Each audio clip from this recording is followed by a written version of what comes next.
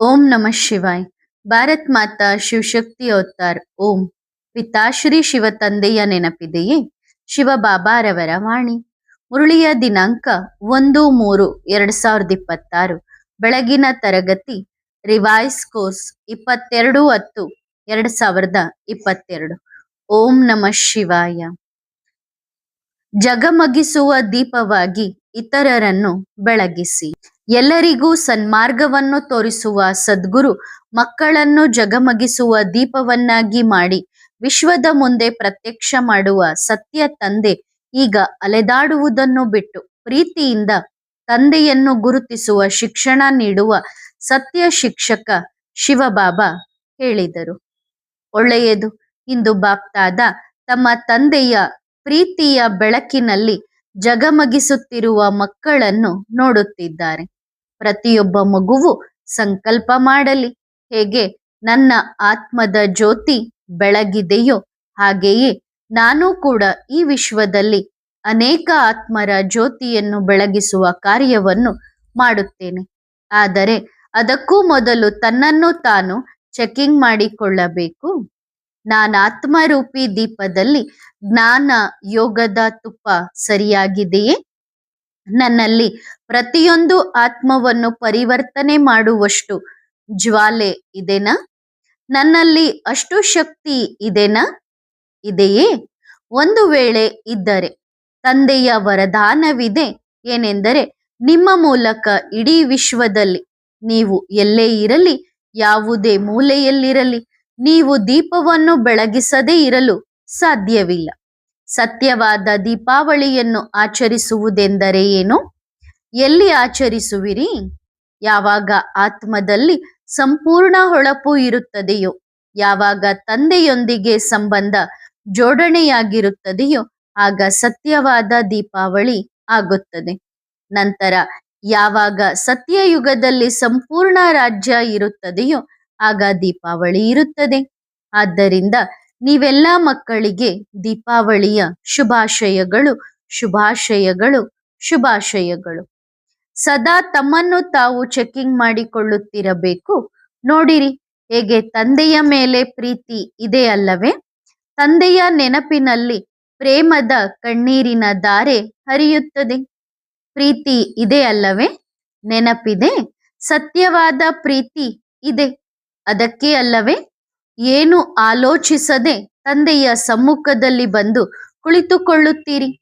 ತಂದೆಯ ಆಕರ್ಷಣೆ ಇದೆ.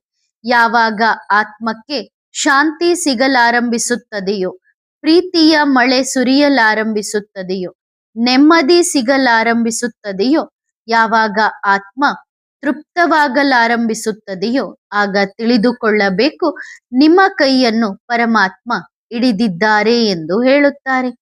ಯಾವಾಗ ಮಿಲನದ ಖುಷಿ ಆಗುತ್ತದೆಯೋ, ಯಾವಾಗ ಎಲ್ಲ ದುಃಖ ಹರಿದು ಹೊರಗೆ ಬಂದು ಬಿಡುತ್ತದೆಯೋ, ಯಾವಾಗ ತಂದೆಯ ಕಡೆಗೆ ಆಕರ್ಷಣೆ ಕಡಿಮೆ ಆಗುತ್ತದೆಯೋ ಆಗ ತಿಳಿದುಕೊಳ್ಳಿ, ನಿಮ್ಮ ಮಾರ್ಗ ಸರಿಯಾಗಿದೆ ಮತ್ತು ಪ್ರೀತಿಯ ಪರಮಪಿತ ಪರಮಾತ್ಮ ನಿಮ್ಮ ಜೊತೆ ನಿಮ್ಮನ್ನು ಮಡಿಲಿನಲ್ಲಿ ಎತ್ತಿಕೊಂಡು ನಡೆಯುತ್ತಿದ್ದಾರೆ.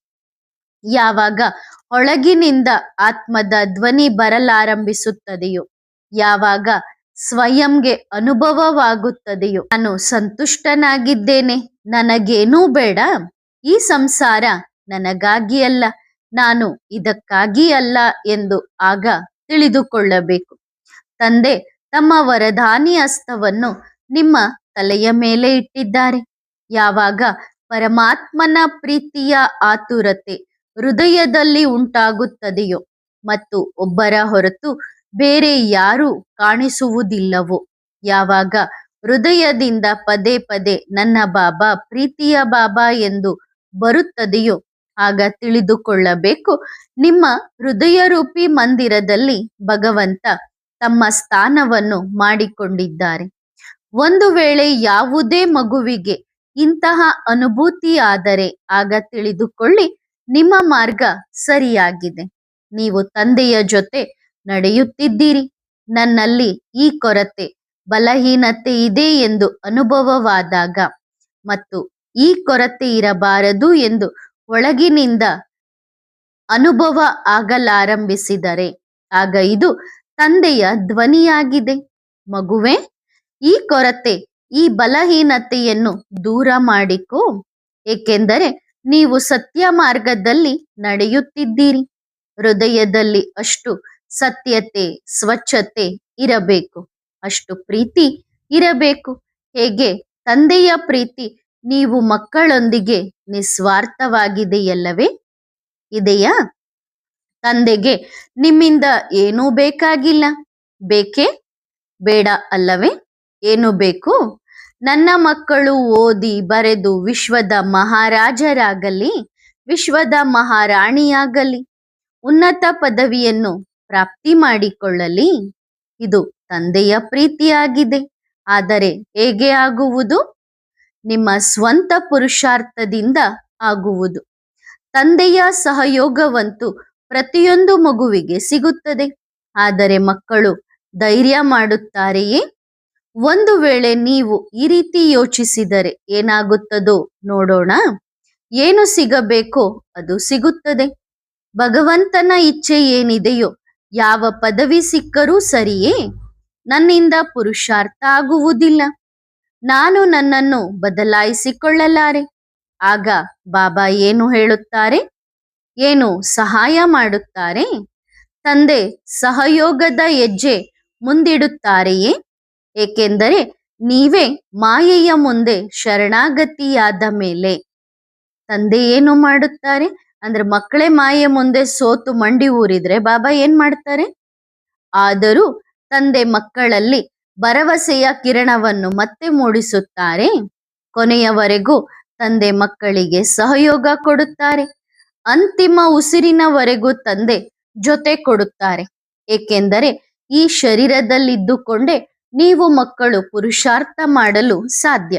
ಆದ್ದರಿಂದ ಮಗು ತಮ್ಮನ್ನು ತಾವು ಚೆಕಿಂಗ್ ಮಾಡಿಕೊಳ್ಳಿ. ನಾನು ಮಾಯೆಯ ಅಧೀನನಾಗಿದ್ದೇನೆಯೇ ಅಥವಾ ತಂದೆಯ ಮಡಿಲಲ್ಲಿ ಇದ್ದೇನೆಯೇ?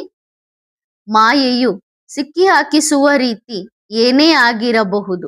ಯಾರಾದರೂ ವ್ಯಕ್ತಿ, ಯಾವುದೇ ವಸ್ತು ಏನೇ ಆಗಿರಬಹುದು, ಯಾವುದೇ ವಿಜ್ಞಾನದ ಸಾಧನವಾಗಿರಬಹುದು. ಯಾರನ್ನಾದರೂ ನೋಡಿ ತಂದೆಯ ನೆನಪು ಬಂದರೆ ಆಗ ನನಗೆ ನೆನಪು ಬರುತ್ತದೆ. ಯಾರಾದರೂ ಬಾಬಾ ನಿಮ್ಮನ್ನು ನೆನಪು ಮಾಡಿದ್ದಾರೆ ಎಂದು ನಿಮಗೆ ಹೇಳುವುದು ಪುರುಷಾರ್ಥವಲ್ಲ. ಅಲ್ಲ, ನಿಮ್ಮ ನೆಟ್ವರ್ಕ್ ಈ ಸಂಸಾರದ ಸಾಧನಗಳಿಂದ ಎಷ್ಟರ ಮಟ್ಟಿಗೆ ಫ್ರೀ ಆಗಿರಬೇಕೆಂದರೆ, ತಂದೆಯ ಸಂದೇಶ ಬಂದ ತಕ್ಷಣ ಕನೆಕ್ಷನ್ ಸಿಗಬೇಕು. ಅಂದ್ರೆ ನಮ್ಮ ಬುದ್ಧಿಯ ಲೈನ್ ಈ ಸಂಸಾರದ ಸಾಧನಗಳಿಂದ ಫ್ರೀ ಆಗಿರ್ಬೇಕು. ಬಾಬಾ ಏನೋ ಒಂದು ಸಂದೇಶ ಕೊಟ್ರು ತಕ್ಷಣ ನನ್ನ ಬುದ್ಧಿಯ ಲೈನ್ ಬಾಬನ್ ಜೊತೆಗೆ ಜೋಡಣೆಯಾಗಿ ಆ ಸಂದೇಶ ನಾನು ಪಡ್ಕೊಳ್ಳುವಷ್ಟು ರೀತಿಯಲ್ಲಿ ನಾನು ಎಲ್ಲದರಿಂದ ಮುಕ್ತವಾಗಿರ್ಬೇಕು. ಹಾಗಾದ್ರೆ ಈಗ ಎಲ್ಲರೂ ಚೆಕ್ ಮಾಡಿಕೊಳ್ಳಿ, ನನ್ನ ಕನೆಕ್ಷನ್ ತಕ್ಷಣ ಸಿಗುತ್ತದೆಯೇ ಅಥವಾ ನೀವು ತಂದೆಯನ್ನು ಕಾಯಿಸುತ್ತೀರಾ? ಆತ್ಮ ಪ್ರತಿಯೊಂದು ಮಗು ಜಗಮಗಿಸುತ್ತಿದೆ, ಆದರೆ ನಂಬರ್ ವಾರ್ ಪುರುಷಾರ್ಥದ ಅನುಸಾರ ಜಗಮಗಿಸುತ್ತಿದೆ. ನೀವು ವಿಶ್ವದ ರಂಗಮಂಚದ ಮೇಲಿದ್ದೀರಿ. ನೀವು ಮಕ್ಕಳ ಮೇಲೆ ಇಡೀ ವಿಶ್ವದ ದೃಷ್ಟಿ ಇದೆ.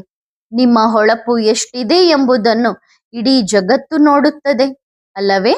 ಯಾರೂ ನೋಡುತ್ತಿಲ್ಲ ಎಂದು ನಿಮಗೆ ಅನಿಸಬಹುದು. ಹಾಗೇನಿಲ್ಲ, ನಿಮ್ಮನ್ನು ಇಡೀ ವಿಶ್ವ ನೋಡುತ್ತಿದೆ. ಆದ್ದರಿಂದ ಸದಾ ನೆನಪಿನಲ್ಲಿಟ್ಟುಕೊಳ್ಳಿ, ನನ್ನ ಹೊಳಪು ಎಷ್ಟಿದೆ, ನನ್ನ ಆತ್ಮದ ಬೆಳಕು ಎಷ್ಟಿದೆ. ತಂದೆಯ ಸಮಾನರಾಗಿ ತಂದೆಯ ಬಳಿ, ತಂದೆಯ ಮನೆಗೆ, ತಮ್ಮ ಮನೆಗೆ ತಲುಪಬೇಕಾಗಿದೆ. ಒಳ್ಳೆಯದು. ಇಲ್ಲೇ ಕುಳಿತಿರಲಿ ಅಥವಾ ಎಲ್ಲೇ ಕುಳಿತಿರಲಿ, ದೂರ ಕುಳಿತಿರಲಿ, ಇದು ಮೆಜಾರಿಟಿ ದೂರ ಕುಳಿತಿರುವಂತ ಮಕ್ಕಳು ಯೋಚಿಸುತ್ತಿದ್ದಾರೆ. ಬಾಬಾ ನಾವು ಕೂಡ ನಿಮ್ಮ ಸಮ್ಮುಖದಲ್ಲಿ ಇದ್ದರೆ, ಆಗ ಬಾಬಾ ಆ ಮಕ್ಕಳಿಗೆ ಹೇಳುತ್ತಾರೆ, ನೀವು ತಂದೆಯ ಸಮ್ಮುಖದಲ್ಲೇ ಇದ್ದೀರಿ. ಪ್ರತಿಯೊಂದು ಮಗು ತಂದೆಯ ಎದುರು ಇದೆ ಮತ್ತು ತಂದೆ ಆ ಮಕ್ಕಳ ಎದುರು ಇದ್ದಾರೆ. ಹತ್ತಿರದ ಸಂಬಂಧ ಇದೆ ಅಲ್ಲವೇ? ಸಮೀಪದ ಮಕ್ಕಳಾಗಿದ್ದೀರಿ. ತಂದೆ ಅಂತೂ ಪ್ರತಿಯೊಂದು ಮಗುವಿಗೆ ಹೃದಯದ ಹತ್ತಿರ ತಮ್ಮನ್ನು ತಿಳಿದುಕೊಳ್ಳುತ್ತಾರೆ. ಅಂದ್ರೆ ನನ್ನ ಮಕ್ಕಳು ನನ್ನ ಹೃದಯಕ್ಕೆ ಸಮೀಪವಾಗಿದ್ದಾರೆ ಅಂತ ಬಾಬಾ ತಿಳ್ಕೊಳ್ತಾರೆ. ಆದರೆ ಮಕ್ಕಳು ಸಹ ತಿಳಿದುಕೊಳ್ಳುತ್ತಾರೆಯೇ? ಆ ಎಲ್ಲ ಮಕ್ಕಳಿಗೆ ಪರಮಧಾಮ ನಿವಾಸಿ ಬಾಪ್ ದಾದಾರವರ ಬ್ರಹ್ಮ ಬಾಬಾರವರ ಮಧುರಾತಿ ಮಧುರ ನೆನಪು ಮತ್ತು ಪ್ರೀತಿಗಳು. ಆತ್ಮಿಕ ಮಕ್ಕಳು ಆತ್ಮಿಕ ತಂದೆಗೆ ಮಾಡುವ ನೆನಪು ಮತ್ತು ಪ್ರೀತಿಗಳು. ಪ್ರತಿಯೊಂದು ಮಗುವಿಗೆ, ಸಿಕ್ಕಿಲ್ಲದೆ ಮಗುವಿಗೆ, ಇಷ್ಟು ಸಮಯದಿಂದ ಅಗಲಿದ್ದ ಮಕ್ಕಳಿಗೆ, ಸತ್ಯ ಮಾರ್ಗದಲ್ಲಿ ನಡೆದು ತಂದೆಯ ಪರಿಚಯ ಮಾಡಿಸುವ ಮಕ್ಕಳಿಗೆ ಬಾಪ್ ದಾದಾರವರ ಸ್ನೇಹ ತುಂಬಿದ ನೆನಪು ಮತ್ತು ಪ್ರೀತಿಗಳು. ಪ್ರತಿ ಗಳಿಗೆಯೂ ಅಂತಿಮ ಗಳಿಗೆಯಾಗಿದೆ. ಅಚಾನಕ್ ಏನಾದರೂ ಆಗಬಹುದು. ಆದರೆ ಯೋಚಿಸಿ, ನಾನು ಆತ್ಮಕ್ಕೆ ಏನೂ ಆಗುವುದಿಲ್ಲ. ಒಂದು ವೇಳೆ ಆತ್ಮ ಎಂದು ತಿಳಿದುಕೊಂಡರೆ ಏನೂ ಆಗುವುದಿಲ್ಲ. ಶರೀರ ಎಂದು ತಿಳಿದುಕೊಂಡರೆ ಶರೀರ ಅಂತೂ ಸತ್ತು ಬಿದ್ದಿದೆಯಲ್ಲವೇ? ಇಂದು ಇದೆ, ನಾಳೆ ಇರುವುದಿಲ್ಲ. ನಾನು ಆತ್ಮ ಎಂದರೆ ಏನು ಹೇಳಿರಿ? ನಾನು ಆತ್ಮ ಅಜರ ಅಮರ ಅವಿನಾಶಿಯಾಗಿದ್ದೇನೆ. ನನ್ನ ವಿನಾಶ ಎಂದೂ ಆಗಲು ಸಾಧ್ಯವಿಲ್ಲ. ಕಾಲವು ನನ್ನನ್ನು ತಿನ್ನಲಾರದು. ಕಾಲ ಯಾರನ್ನು ತಿನ್ನುತ್ತದೆ? ಶರೀರವನ್ನು. ಆದರೆ ನಾನು ಯಾರು? ಆದ್ದರಿಂದ ಆತ್ಮವನ್ನು ಎಂದೂ ಕಾಲ ತಿನ್ನಲಾರದು. ಸರಿತಾನೆ? ಸದಾ ಖುಷಿಯಾಗಿರಿ, ನಗುತ್ತಿರಿ. ಸಂಗಮದ ಕೆಲವೇ ಗಳಿಗೆಗಳು ಬಾಕಿ ಇವೆ. ತಂದೆಯೊಂದಿಗೆ ಮಿಲನ ಮಾಡುತ್ತೀರಿ. ಬ್ರಹ್ಮ ತಂದೆ ಯೋಚಿಸಿ, ಈ ಸಮಯ ಭಕ್ತಿ ಮಾರ್ಗದ ಕಥೆಗಳನ್ನು ಕೇಳಿದ್ದೀರಿ ಅಲ್ಲವೇ? ಏನು? ಯಾವಾಗ ಮುರುಳಿ ಮೊಳಗುತ್ತಿತ್ತು ಆಗ ಗೋಪ ಗೋಪಿಕೆಯರು ಓಡಿ ಬರುತ್ತಿದ್ದರು. ಅಂದ್ರೆ ಕೃಷ್ಣ ಕೊಳಲುತ್ತಾ ಇದ್ದ ಅಂದ್ರೆ ಆಗ ಗೋಪ ಗೋಪಿಕೆಯರು ಓಡಿ ಬರುತ್ತಿದ್ದರು, ಖುಷಿಯಲ್ಲಿ ಕುಣಿಯುತ್ತಿದ್ದರು.